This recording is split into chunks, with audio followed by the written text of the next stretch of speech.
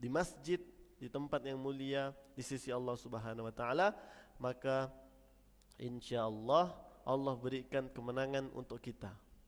Maka salah satu cara atau salah satu upaya kita ingin memenangkan Palestina, yaitu kita meramaikan masjid kita dulu. Meramaikan masjid-masjid kita untuk kita tingkatkan ibadah di dalamnya sambil kita menadahkan tangan berdoa untuk kemenangan mereka di Palestina Al-Aqsa sana. Maka sampai-sampai kita mendengar ada perkataan yang mana persiapkanlah wuduk kalian. Jangan sampai wuduk kalian putus, siap-siap nanti dalam waktu terdekat kita akan solat berjamaah di Masjidil Aqsa berjamaah. Amin ya rabbal alamin. Itu pasti terjadi. Itu pasti terjadi karena sudah janji Allah Subhanahu wa taala. Ya. Sudah janji Allah Subhanahu wa taala di surah Al-Isra ayat surah ke-17 ayat ke-7, fa idza jaa wa'dul akhirati liyasu'u wujuhakum waliyadkhulul masjida kama dakhaluhu awwala marrati waliyutabbiru ma'alau tatsbira.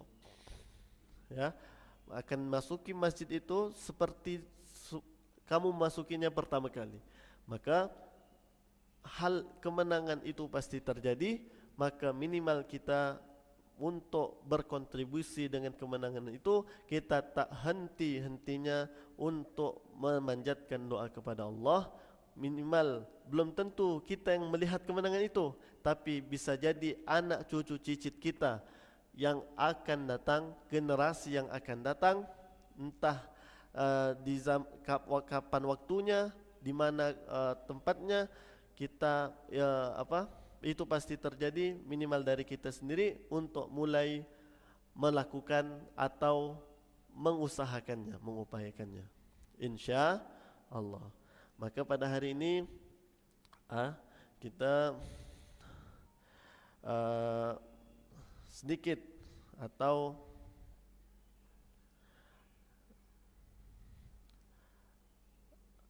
membahas sedikit tentang betapa dahsyatnya amalan-amalan yang kita lakukan, betapa hebatnya, betapa agungnya kesempatan yang Allah berikan kepada seluruh umat Islam, seluruh insan, seluruh individu muslim khususnya yang ada di dunia ini. Betapa dahsyatnya ketika mereka bisa melakukan apapun amal kehidupan 24 jam itu dilakukan karena Allah Subhanahu wa taala. Betapa banyak amal yang kecil, betapa banyak amal yang kecil nilainya besar di hadapan Allah Subhanahu wa taala. Betapa banyak amal yang besar, ada juga amal yang besar yang dilakukan tapi nilainya kecil di sisi Allah Subhanahu wa taala. Maka itu tak lain tak bukan adalah tentang perkara niat, tentang perkara atas dasar apa sesuatu itu dilakukan oleh seseorang, karena siapa sesuatu itu dilakukan, untuk siapa amalan itu dilakukan. Maka tak henti-hentinya ulama, Nabi sendiri selalu mengingatkan untuk selalu memperbarui niat, untuk memperbarui niat, untuk setiap hari, setiap waktu itu kita memperbarui niat kita kepada Allah Subhanahu wa taala. Karena apa? Pasti banyak ujian, banyak cobaan yang akan kita hadapi ketika sesuatu amal kebaikan itu kita jalankan. Maka sama-sama kita buka di surah A'udzubillahi minasyaitonirrajim. Bismillahirrahmanirrahim. Di surah Al-Anfal ayat 1. Yas'alunaka 'anil anfal qulil anfalu lillahi war rasul. Sama-sama kita baca Bapak Ibu. Nah, ada Qur'annya di depan tuh. Ayat 1 sampai ayat 4. 1, 2, 3 ta'awudz. A'udzu billahi minasy syaithanir rajim. Bismillahirrahmanirrahim. 1. Yas'alunaka 'anil anfal. Qulil anfalu lillahi war rasul. Fattaqullaha wa aslihu dhata bainikum wa ati'u allaha wa rasulahu in kuntum mu'minin. 2. Innamal mu'minuna alladhina idza dzukirallahu wajilat qulubuhum wa idza tuliyat alaihim ayatuhu zadatuhum imana wa ala rabbihim yatawakkalun. الذين يقيمون الصلاة ومما رزقناهم ينفقون أولئك هم المؤمنون حقا لهم درجات عند ربهم.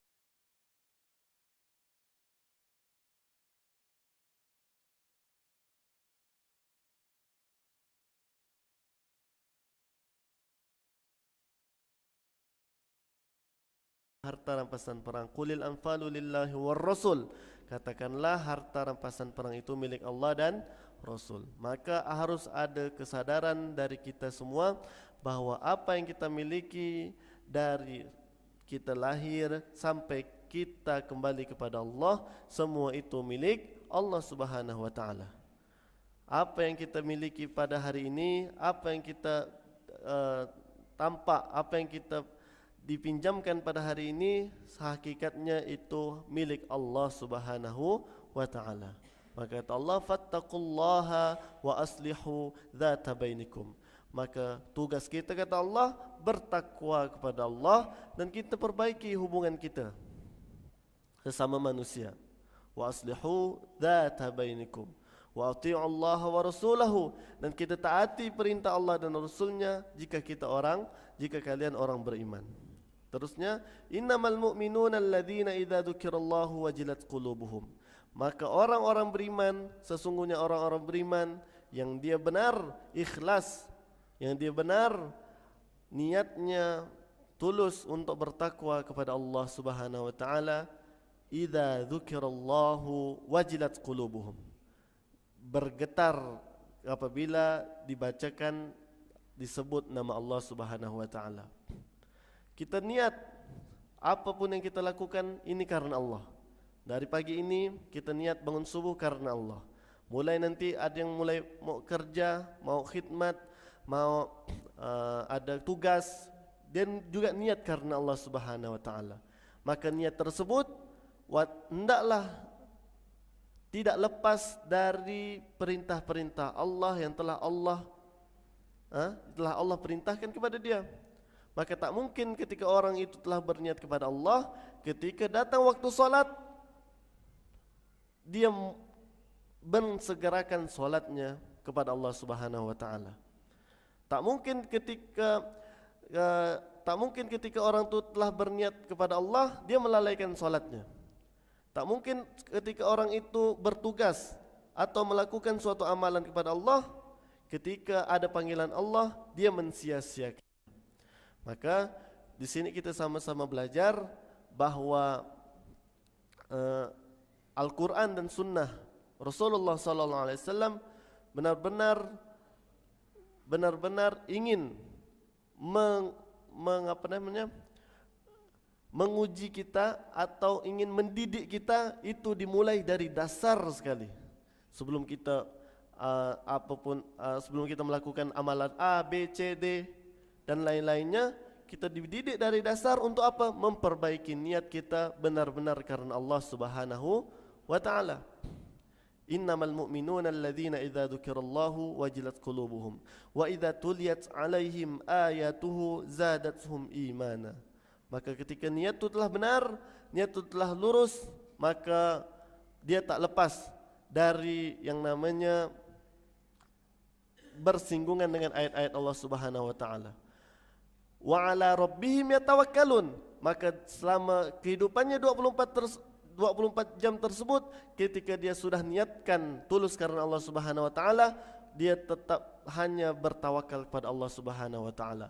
Apapun yang terjadi pada hari itu, pada amalan itu, ketika sedang memulai, ketika sedang menjalankannya, ketika sedang mengakhiri amalan tersebut, dia sudah serahkan semuanya kepada Allah Subhanahu wa ta'ala. Wa 'ala rabbihim yatawakkalun. Apa seterusnya? Alladzina yuqimuna as-salata wa mimma razaqnahum yunfiqun. Tak lepas juga dia terus melaksanakan salat, dia terus melaksanakan infak.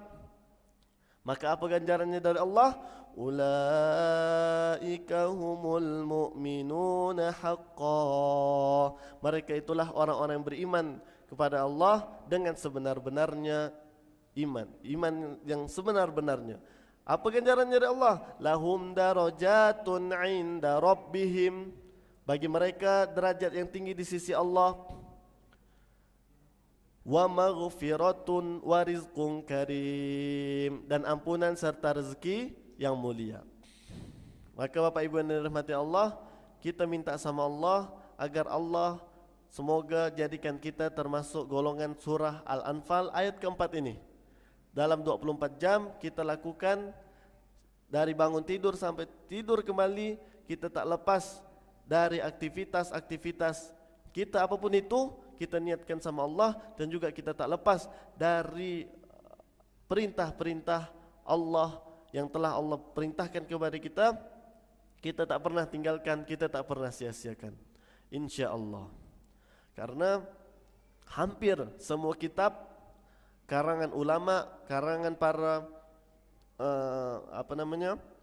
ulama-ulama besar, Bukhari, Muslim, semua itu dimulai dengan niat. Pasti kalau kita buka kitabnya, pasti dimulai dengan hadis tentang niat. Apa hadisnya? Innamal a'malu binniyat wa innamal likulli imri'in ma nawa. Faman kanat hijratuhu ila Allah wa rasulih fahijratuhu ila Allah wa rasulih. Wa man kanat hijratuhu lidunya yusibuha aw imra'atin yankihuha fahijratuhu ila ma hajaru ilaih. Nih, maka sesungguhnya amal-amal itu tergantung dengan niat. Maka apa pentingnya niat ini? Innamal a'malu binniyat. Maka kita dapat pelajaran dari hadis yang kita sering dengar, hadis yang kita semua tahu, bahwa kita tak bisa meremehkan suatu amalan, karena bisa jadi amalan tersebut itu adalah suatu kesempatan kita untuk mendapatkan ganjaran sebesar-besarnya. Dan juga karena niat itulah juga amalan kita diterima atau tidaknya di hadapan Allah Subhanahu wa taala. Diterima atau tidaknya amalan kita di hadapan Allah itu karena niat kita. Maka di hadis tadi, faman kanat hijratuhu ilallahi wa rasulih fahijratuhu ilallahi wa rasulih. Maka barang siapa yang hijrahnya karena Allah dan Rasulnya, maka hijrahnya itu diterima Allah dan Rasulnya. Wa man kanat hijratuhu lidunya yusibuha aw imra'atin yankihuha. Dan barang siapa hijrahnya atau amalannya yang ingin dia lakukan itu karena dunia atau wanita yang ingin dinikahinya, maka fahijratuhu ila ma hajaru ilaih. Maka hijrahnya atau amalannya tersebut itu hanya yang didapat hanya apa yang sedang diniatkannya. Belum tentu diterima Allah Subhanahu wa ta'ala. Dia dapat apa yang dia niatkan, dia dapat apa yang dia inginkan, tapi tak dapat ridha Allah Subhanahu wa ta'ala. Maka diterima dan tidaknya amalan tergantung niat. Itu yang pertama. Pertama, ketika seseorang itu beramal soleh, kita tak tahu amalan mana atau ibadah mana yang diterima Allah Subhanahu wa ta'ala, maka kita pasang niat minta sama Allah agar Allah terima amalan-amalan kita. Dan kita doa sama Allah. Yang pertama apa? Niat diterima atau tidak amalnya itu tergantung niat. Maka kita buka surah, siapa yang ngajarkan ini? Quran, Nabi Ibrahim di surah Al-Baqarah, surah ke-2 127. A'udzu billahi minasy syaithanir rajim. Halaman berapa tuh? Halaman 20. Ya, halaman 20 ayat 127. Sama-sama kita baca Bapak Ibu. 1, 2, 3. Wa idh yarfa'u Ibrahimul qawa'ida minal baiti wa Ismail Rabbana taqabbal minna innaka antas sami'ul alim. Dan ingatlah, ini kata Allah, dan ingatlah ketika Nabi Ibrahim meninggikan pondasi. Kalau yarfa'u itu meninggikan, bukan membangun ya, karena pada hakikatnya Ka'bah sudah ada, tapi pada zaman Nabi Nuh hancur, tinggal pondasi. Maka ketika zaman Nabi Ibrahim ditinggikan lagi Ka'bah itu untuk disempurnakan oleh Nabi Ibrahim. Apa kata Allah? Meninggikan ketika Nabi Ibrahim meninggikan pondasi Baitullah bersama anaknya Ismail secara seraya berdoa, ya Tuhan kami, Rabbana taqabbal minna, Rabbana taqabbal minna, innaka antas sami'ul alim. Di sini kita dapat pelajaran yang penting, dapat pelajaran yang sangat besar sekali dari Allah, bahwa segala amal apapun yang kita lakukan di dunia ini, kita mewajibkan diri kita harusnya.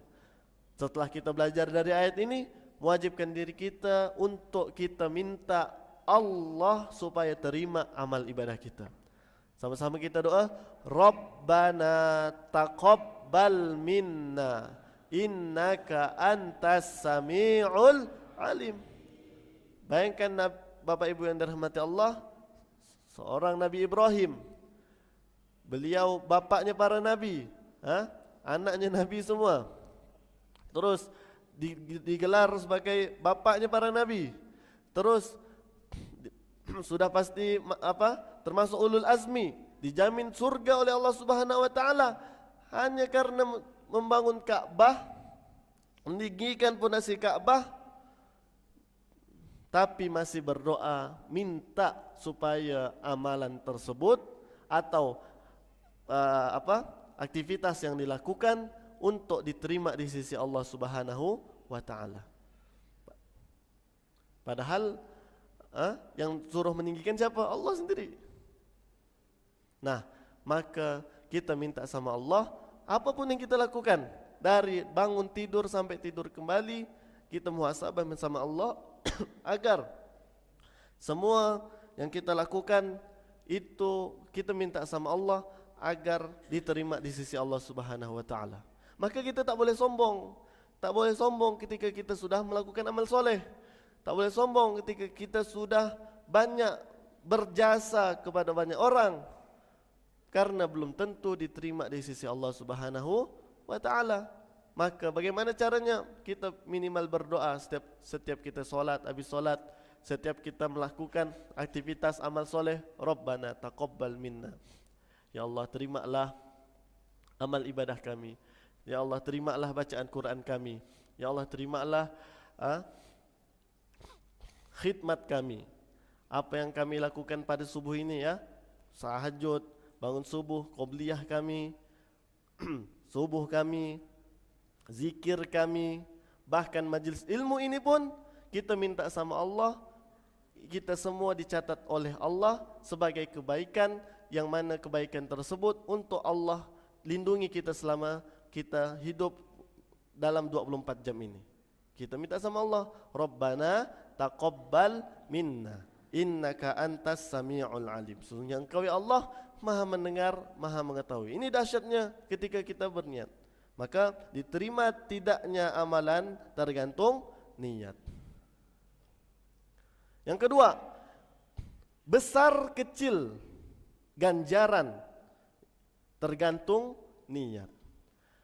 Besar kecil pahala atau hadiah yang Allah berikan kepada kita ketika kita sudah melakukan sesuatu amalan, itu tergantung niat. Maka hadis ini tadi, wa innama likullim ri'im ma nawa. Dan sesungguhnya seseorang itu mendapatkan sesuai apa yang dia niatkan. Maka ulama-ulama dahulu tu dia cerdas. Mereka itu cerdas ketika beramal. Maka nasihat untuk kita adalah supaya kita beramal, tidak hanya beramal, sekedar melepas kewajiban. Karena seperti yang kita pernah tahu bahwa ada 3 golongan ketika orang itu melakukan ibadah. Pertama, ibadatul abid, yaitu ibadahnya hamba. Seorang hamba karena takut kepada tuannya, takut kepada Allah. Walaupun dan 3 ini bagus di sisi Allah. Namun tingkatannya yang pertama, dia ibadah hanya karena takut. Berarti dia hanya melepas kewajibannya di sisi Allah Subhanahu wa ta'ala. Ini ibadatul abid, ibadahnya hamba. Yang kedua, ibadatul tujar, yaitu ibadahnya seperti ibadah pembisnis atau pedagang. Bermakna apa? Dia ibadah hanya untuk mendapatkan ganjaran di sisi Allah Subhanahu wa ta'ala. Jadi pertama, dia ibadah karena hanya melepas kewajiban. Yang kedua, dia ibadah hanya karena ingin harapkan imbalan. Wah, aku dapat ini, kerjakan ini 10 dah. Baca bismillahirrahmanirrahim berapa? 1 huruf 10. Berarti bismillahirrahmanirrahim berapa huruf? 19 kali 10 150. 150 dah hitungnya. Karena dia ingin dapatkan ganjaran. Bagus tak nih? Bagus. Melepaskan kewajiban tadi bagus. Yang kedua, tingkatannya juga dia ingin dapatkan ganjaran juga bagus. Atau yang santri ya kan? Ini kalau tahajud berapa rakaat? Nilainya segini. Ya dah. Ini masuk dalam rapat segini. Itu bagus tak? Bagus. Tapi ibadahnya seperti ibadah tujar, ibadahnya orang-orang pedagang, ibadah pembisnis. Maksudnya tak mau lakukan kalau tak ada untung. Gitulah maksudnya. Maka ada golongan ketiga. Golongan ketiga yang Allah menspesialkan orang ini, yang mana dia ni disebut sebagai ibadatul akhyar. Apa? Ibadatul akhyar. Yang mana ibadah yang dilakukan, dia ibadah orang yang melakukannya hanya orang-orang pilihan Allah Subhanahu wa ta'ala. Yang mana ini tingkat tertinggi orang yang melakukan ibadah, yaitu dia ibadah karena dia sadar dia butuh Allah, dia ibadah dalam rangka bersyukur kepada Allah Subhanahu wa taala. Maka ibadah yang ketiga ini ibadah orang yang bersyukur kepada Allah. Ini tingkat paling tinggi ketika dia beribadah. Apapun yang kita lakukan, solat subuh, bangun subuh, tahajud, duha, qobliyah ba'diyah, ya kan? Solat di masjid di awal waktu, terus berinfak, sedekah, haji, semua itu dia lakukan karena bersyukur kepada Allah. Itulah tingkat tertinggi. Maka kita sama-sama belajar di subuh ini ada 3 golongan atau 3 golongan, tingkatan orang-orang melakukan ibadah. Yang pertama apa? Dia melakukan ibadah karena takut, ibadatul abid, atau dia hanya melepas kewajiban. Oh, dahlah solat subuh, alhamdulillah solat subuh. Maka itu datang bulan suci Ramadan. Apa namanya? Zakat dah 2,5% ya. Apalagi apalagi puasa sebulan. Ada sebulan, alhamdulillah. Bagi haji, dah haji, alhamdulillah. Hanya sekedar melepas kewajiban. Bagus tak tu? Bagus tak? Bagus. Tapi ada tingkatan yang kedua, spesial di sisi Allah. Apa tu? Ibadatul tujar. Ketika dia melakukan ibadah, mau ganjaran, ada ganjaran yang besar di sisi Allah Subhanahu wa taala. Oh, Allah beri gambar gembira. Oh, siapa yang melakukan solat subuh atau solat sunnah subuh 2 rakaat sebelum subuh, maka ganjarannya dunia lebih dari dunia dan seisinya. Wah, dia semangat. Oh, okey, siap. Oh, dia melakukan semua. Siapa yang baca Quran 1 huruf 10 ganjaran pahala. Oh, dia baca Quran. Siapa yang melakukan kebaikan, 1 kebaikan nilainya 10. Dia lakukan kebaikan tu, mau dapatkan kebaikan 10 tadi. Siapa yang berinfak, Allah balas 10, bahkan 700, bahkan tanpa batas. Dia infak jor-joran. Wah, karena menginginkan ganjaran dari Allah Subhanahu wa taala. Maka itu bagus tak? Bagus tak? Bagus. Tapi ada yang spesial, ada yang lebih spesial yang Allah golongkan orang-orang ini, yang tingkat ini sangat jarang dan sangat kita ingin minta sama Allah agar kita bisa sampai ke level ini. Yang mana level itu adalah ketika dia melakukan ibadah, melakukan amal soleh, itu karena bersyukur kepada Allah Subhanahu wa taala. Bahkan Nabi SAW ditanya oleh istrinya, "Wahai Nabi, ngapa kau lakukan solat malam sampai bengkak-bengkak?" Karena Nabi bilang, "Salahkah aku bersyukur kepada Allah?" Ini yang benar-benar tinggi di sisi Allah Subhanahu wa taala. Kita minta Allah jadikan apapun ibadah yang kita lakukan itu kita mulai dengan niat. Maka apa tadi pelajarannya? Besar kecilnya ganjaran tergantung niat. Maka para ulama tu cerdas melakukan ibadah. Maka contoh kita setiap harinya mungkin ke masjid, mungkin bolak-balik masjid, majelis ilmu, baca Quran dan lain-lain. Kita bisa mendouble-doublekan atau memperbanyak niat kita. Contoh, ke masjid, ngapa? Solat. Ya kan? Hanya satu ya niat. Kebanyakan kita cuma segitu ya. Ke masjid mau ngapain? Solat. Padahal banyak sekali amal soleh atau ibadah atau niat-niat yang kita bisa sematkan di situ untuk dapatkan hadiah atau pahala catatan yang lebih di sisi Allah Subhanahu wa taala. Apa contohnya? Para ulama tu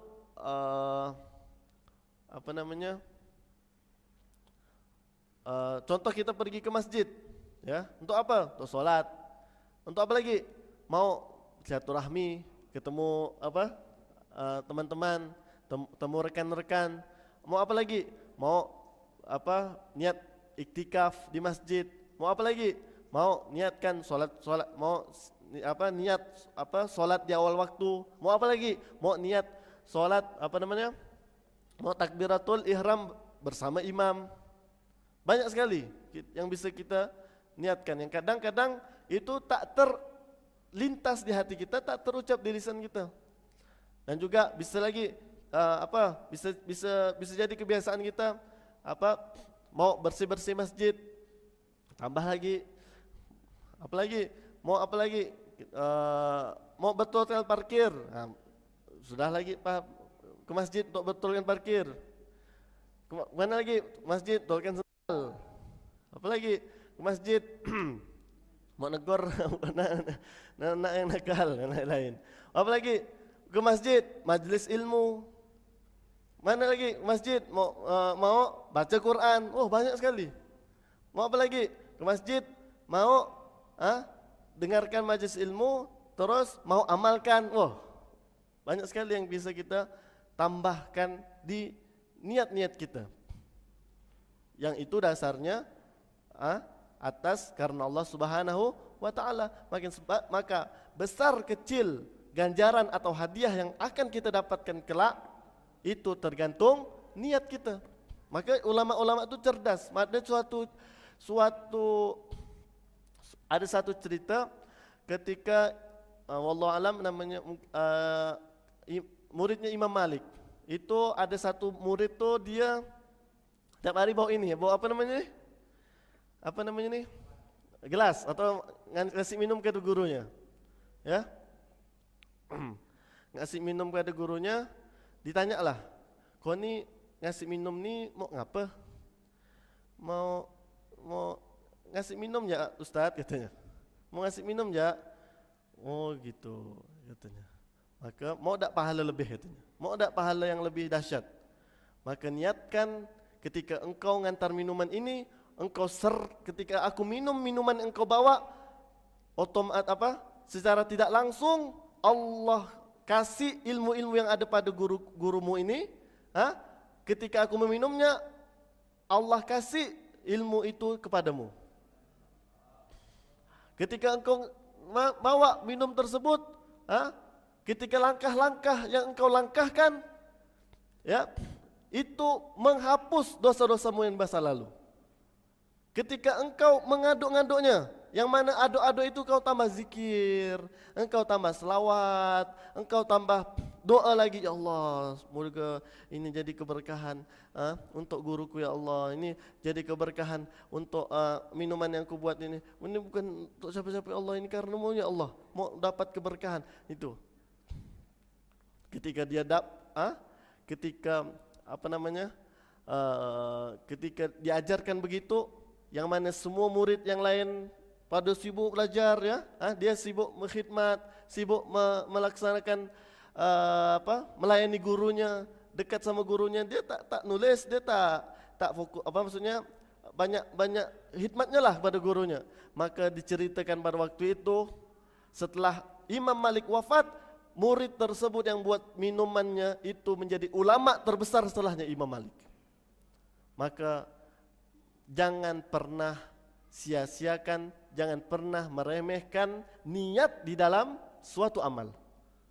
Jangan pernah meremehkan sebuah kebaikan yang diniatkan karena Allah Subhanahu wa Ta'ala. Karena ganjarannya itu dari Allah, yang mana kalau dah dari Allah, kita bisa dapat keberkahan, kebaikan yang tanpa batas. Maka santri-santri juga jangan meremehkan habit-habit, ya.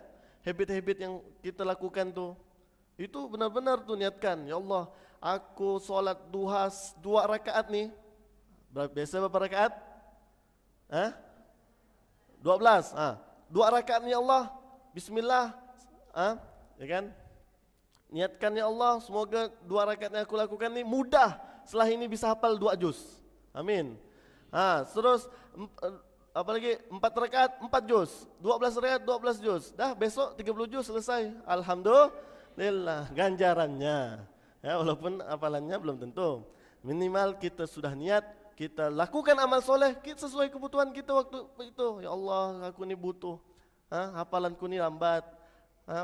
Masalahku ni banyak. Hutang belum lunas-lunas, ya. Terus banyak kebutuhan dan lain-lain. Coba kita melakukan amal, mungkin amal-amal kecil yang kita niatkan karena Allah, bisa jadi dari amalan-amalan tersebut, ya, itu ganjarannya dahsyat di sisi Allah Subhanahu wa taala. Juga kejadian ketika ada tuh di seorang tukang becak, ya. Dia hari-hari hari-hari ngebecak lah ya. Tukang becak hari-hari ngebecak. Dia mengayuh becaknya setiap hari, yang mana entah ada suatu titik dia narik becak mau pergi haji.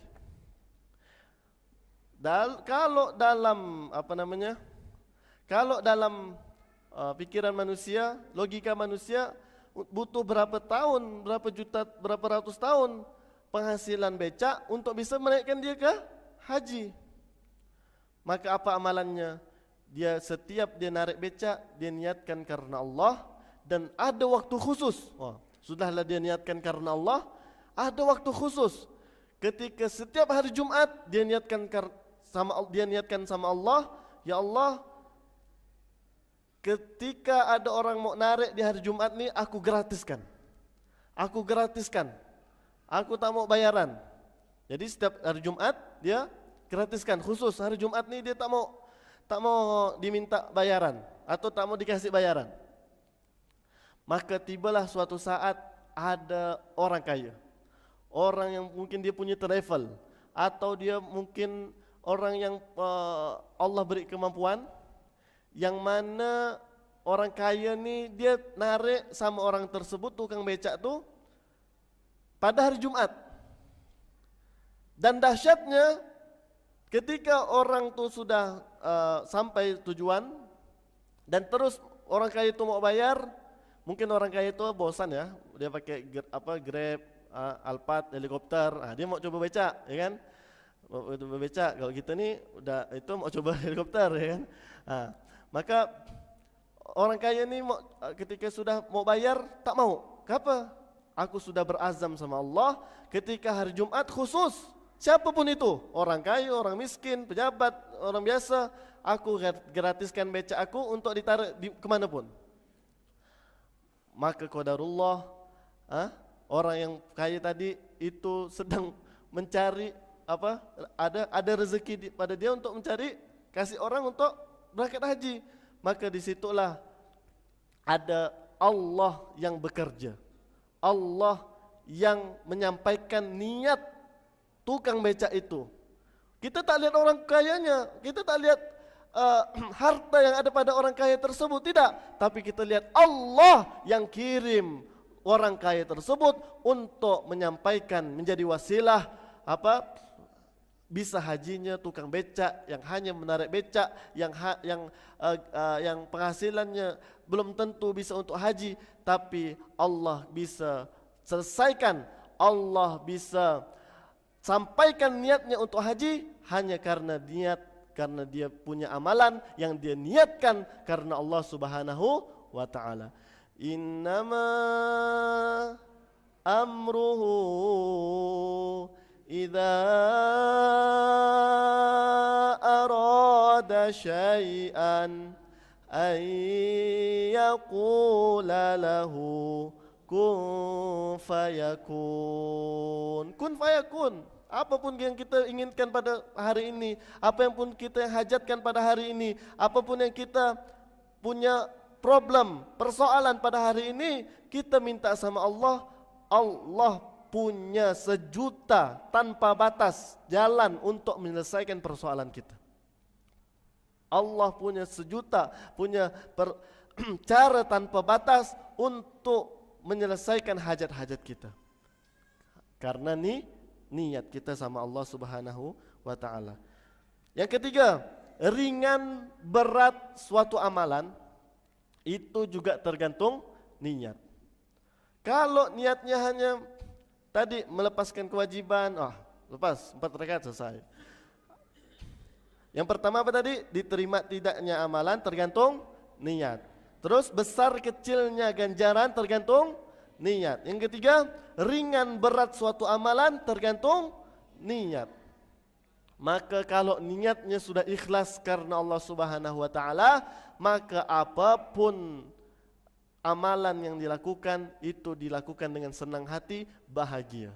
Karena kebanyakan kita masih berat, masih perlu dipaksa, perlu dicambuk dulu kadang-kadang. Maka ketika kita melakukan amalan, pastikan kita melakukannya 100% karena Allah, maka itulah yang membuat ibadah kita menjadi ringan dan tenang. Tak ada beban, bukan hanya melepaskan kewajiban, bukan hanya untuk mendapatkan ganjaran, tapi benar-benar kita melakukan ikhlas, santai.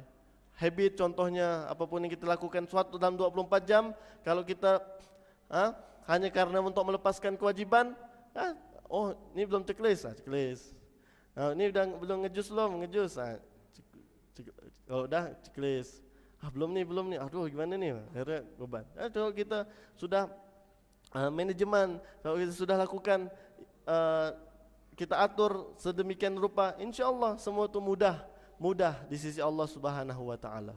Maka kita minta sama Allah di pagi subuh hari ini, kita sama-sama membersihkan niat kita, kita sama-sama memperbarui niat kita, supaya apapun yang kita lakukan kita niatkan karena Allah Subhanahu wa ta'ala, dan kita mencoba untuk beramal seperti amal yang cerdas, seperti ulama-ulama dahulu mengajarkan kepada kita, mencontohkan kepada kita, bahwa jangan sia-siakan kebaikan atau amalan sekecil apapun dalam kehidupan kita, supaya kita dicatat oleh Allah Subhanahu wa ta'ala menjadi orang-orang yang beruntung di sisinya, dan menjadi orang-orang pilihan Allah yang spesial, menjadi orang-orang yang ketika melakukan amalan baik itu kecil maupun besar, itu dicatat kebaikan oleh Allah Subhanahu wa ta'ala. Apa doanya Bapak Ibu? Rabbana taqabbal minna innaka antas sami'ul alim. Sama kita berdoa, semoga Allah terima majlis ilmu ini sebagai kebaikan untuk kita semua, dan kita bisa mengamalkannya dalam kehidupan sehari-hari kita, dan bisa kita sebarkan untuk keluarga kita, orang terdekat kita, dan bisa kita sebarkan sebanyak-banyaknya, insya Allah. Rabbana taqabbal minna innaka antas sami'ul alim. Dan semoga sebalik setelah majlis ilmu ini tidak ada yang keluar setelah majlis ilmu ini kecuali telah diampunkan Allah dosa-dosanya di sisi Allah Subhanahu wa ta'ala. Amin ya rabbal alamin. Rabbana atina min ladunka rahmah wa hayyi' lana min amrina rasyada. Rabbana zalamna anfusana wa illam taghfir lana wa tarhamna lanakunanna minal khasirin. Rabbana la tuzigh qulubana ba'da idh hadaitana wa hab lana min ladunka rahmah innaka antal wahhab. Ya Allah ya Rahman ya Rahim, kami pagi ini belajar tentang niat ya Allah. Kami pagi ini belajar untuk memperbaiki niat kami karenamu ya Allah. Kami belajar pagi hari ini untuk bisa mendapatkan ganjaran hadiah yang besar di sisimu ya Allah, agar kami bisa mendapatkan ridhamu ya Allah. Ya Allah ya Rahman ya Rahim, terimalah amal soleh kami ya Allah. Ya Allah terimalah subuh kami ya Allah. Ya Allah terimalah tahajud kami ya Allah. Ya Allah terimalah majlis ilmu kami ya Allah. Jadikanlah majlis ilmu ini ya Allah majlis ilmu yang barakah, majlis ilmu yang mendapatkan ampunan di sisimu ya Allah, majlis ilmu yang bisa mengantarkan kami menjadi pribadi yang lebih baik ya Allah. Rabbana 'alaika tawakkalna wa ilaika anabna wa ilaikal masir.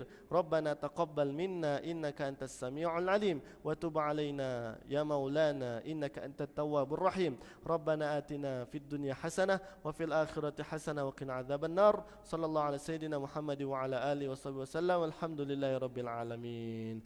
Yang benar dari Allah, yang salah dari saya sendiri. Panjang umur ketemu lagi, pendek umur kita ketemu di surganya Allah Subhanahu wa taala. Wabillahi taufik wal hidayah. Subhanakallahumma wa bihamdika asyhadu an la ilaha illa anta nastaghfiruka wa natubu ilaik. Qalu subhanaka la ilma lana illa ma 'allamtana innaka antat tawwabur rahim. Wabillahi taufik wal hidayah. Wassalamualaikum warahmatullahi wabarakatuh.